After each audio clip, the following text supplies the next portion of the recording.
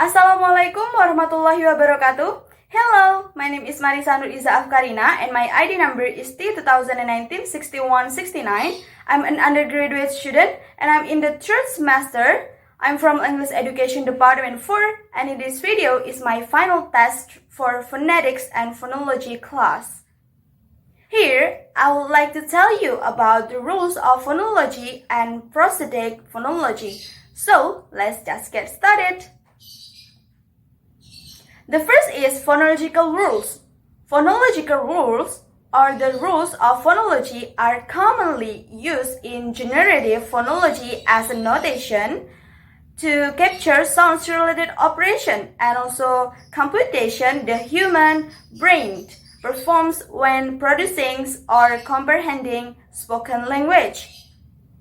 The phonological rules related to the phonemic representation to the phonetic representations and are part of speakers' knowledge of the language.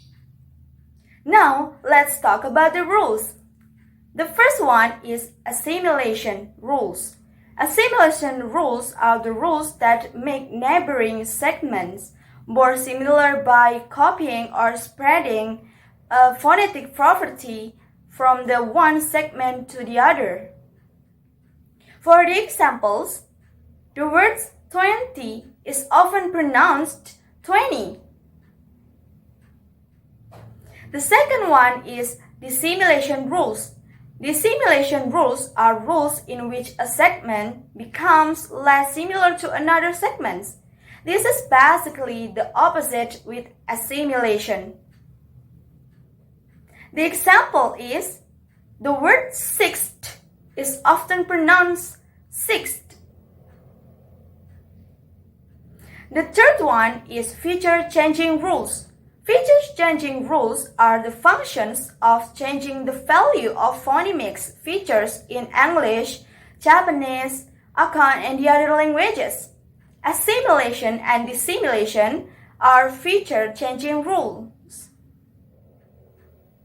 But some feature-changing rules are neither assimilation nor dissimilation. For the examples, the word amber, it doesn't mean that pronounces as amber, even though there is an after a p. The fourth one is segment deletions. Deletion rules are the rules to remove a segment from certain phonetic contents. There are two types of deletion rules. Delete a word final p when it occurs after an m. For the examples, the word palm is often pronounced palmed. Delete a k when it occurs before final nasal. For the example is the word assignment is often pronounced assignment. The fifth one is insertion rules. Insert a syllabic or non-syllabic segment, also known as epenthesis. For the example is angle is often pronounced ankle and ankle is often pronounced ankle. And the last one is movement rules. It is reordering sequence of phonemes. The rule is also called metathesis rule. It occurs when two consonants within a syllable are placed in a different order. For the examples, the word as pronounces as X. And now, let's talk about prosodic phonology. What is prosody? This refers to the study of tone and rhythm of speech and how these features contribute to meaning. It also consists of distinctive variations of stress, tone, timing in spoken language. What is prosodic phonology? It is a theory of the way which the flow of speech organized into a finite set phonological units. It also a theory of interaction between phonology and components of grammar. There are 4 prosodic features. The first one is syllable structures. The second one is word stress. The third one is sentence and phrase stress. And the last one is intonation. Let's discuss it together. The first one is syllabic structure. What is syllable? It is commonly known to be a speech unit that is larger than a segment. There are two types of syllable. The first one is open syllable, usually ends in a vowel. And the second one is closed syllable, usually ends in one or more consonants. For the examples, the English words go, we, all made of single open syllables, and eat, ball are all made of single closed syllables. And classification, it is according to number of syllables. The first one is monosyllabic. It is one syllable. The second one is disyllabic. It is two syllables. And the third one is polysyllabic. It is two or more syllables. How do we describe syllabic structure? Canonical syllable structure, it is the schema that accounts for all syllables in a language. In terms of possible consonants and vowels, sequences, permitted, and in terms of generic symbol C for consonants and V for vowels. For the examples are go consists of C and V. The word ball consists of C, V, C, and so on.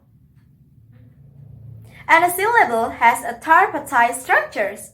The syllable consists of obligatory constituent nucleus, which is a vowel or a syllable consonants, and two optional constituents, onset and coda, both of which are consonants.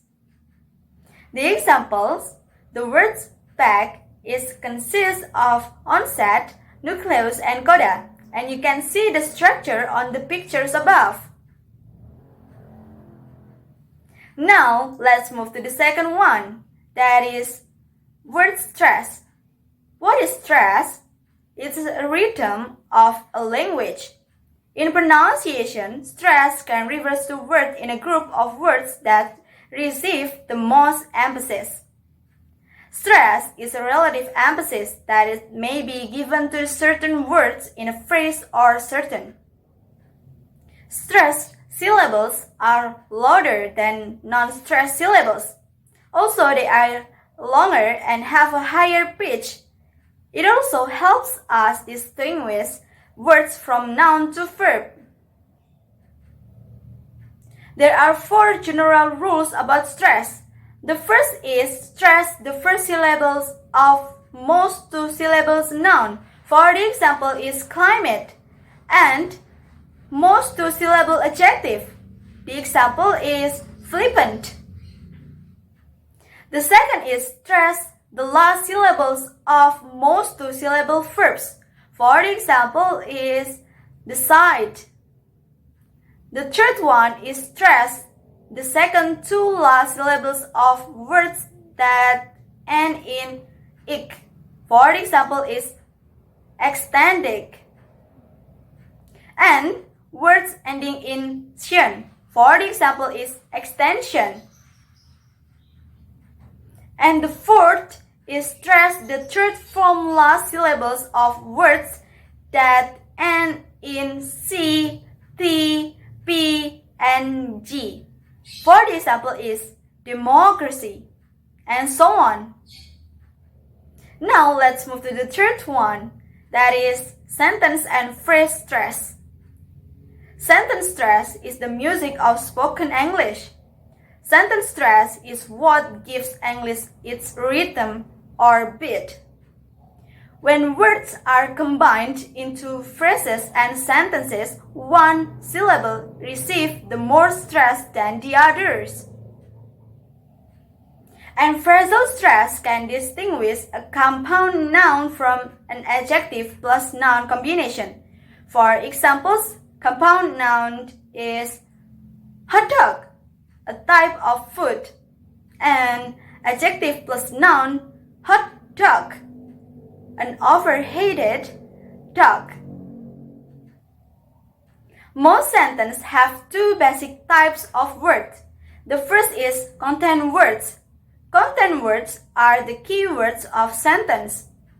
There are the important words that carry the meaning or sense the real content. The second one is structure words. They are small, simple words that make the sentence correct grammatically. They give the sentence its correct from its structure. And basic rules of sentence and phrase stress. The first one is content words are stressed. The second one is structure words are unstressed. And the third one is the time between stressed word is always the same.